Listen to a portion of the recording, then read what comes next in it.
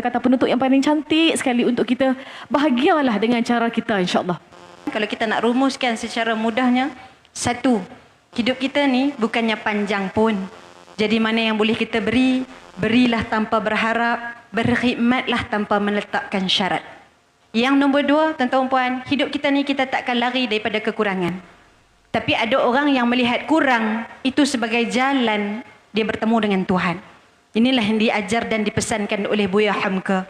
Kata Buya Hamka, hidup ini bukan tanggungjawab kita untuk berhasil, tapi tugas kita adalah untuk mencuba. Dalam proses mencuba itulah kita akan mendapati keberhasilannya. Dan yang ketiga, Al-Quran sudah tunjukkan kepada kita, hadis-hadis Nabi SAW sudah pun sampai kepada kita menceritakan tentang bagaimana Nabi SAW itu orang yang hidupnya banyak ujian, tapi ujiannya itu diikat dan dipasakkan dengan doa kepada Allah Subhanahu Wa Taala. Dalam Al-Quran apa doa yang kita tak temui? Rabbana hab lana min azwajina wa zurriyyatina qurrata a'yun waj'alna lil muttaqina imama. Bangun tuan-tuan. Bangun kita lelehkan air mata untuk keluarga kita.